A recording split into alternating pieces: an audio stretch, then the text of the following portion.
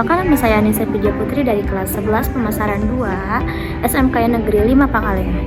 Oke, salah satu tujuan saya membuat video ini untuk memenuhi tugas mata pelajaran marketing retail yang ditugaskan oleh Pak Ari Daheri. Dalam video ini saya akan membahas tentang pengelolaan bisnis retail. Langsung saja ke materi yang pertama, ada ruang lingkup bisnis retail. Yang pertama ada pengertian bisnis retail. Apa sih pengertian bisnis retail? Kata retail berasal dari bahasa Prancis, yaitu retailer, yang artinya memotong atau memecahkan sesuatu.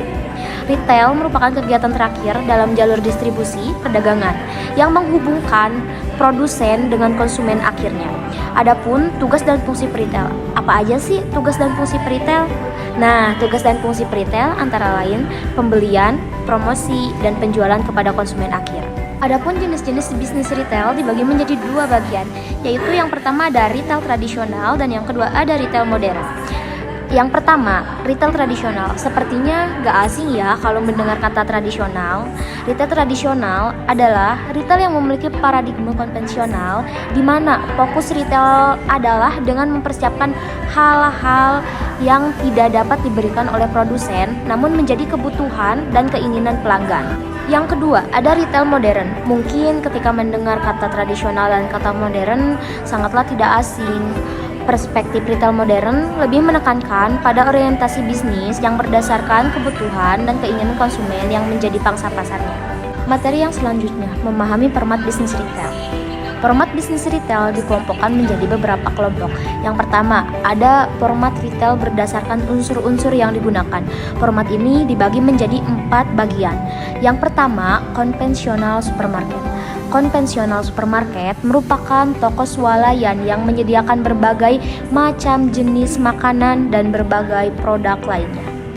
Yang kedua, big box retailer. Big box retailer merupakan perkembangan dari supermarket konvensional. Big box retailer dikelompokkan menjadi 3 jenis, yaitu superstore, hypermarket, dan warehouse. Yang ketiga, retail kebutuhan sehari-hari. Retail ini disebut juga sebagai swalayan kecil yang melayani konsumen tanpa harus pergi jauh ke supermarket untuk membeli produk harian dalam jumlah kecil. Dan yang keempat, ada retail produk umum.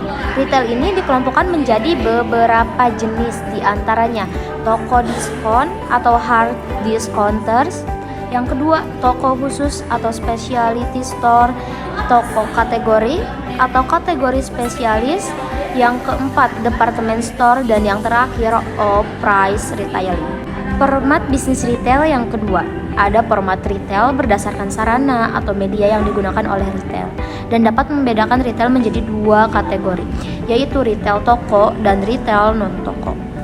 Format bisnis retail yang terakhir atau ketiga, ada format retail berdasarkan kepemilikannya. Dapat dibedakan menjadi 3 kategori, yaitu retail mandiri, rangkaian perusahaan, dan waralaba.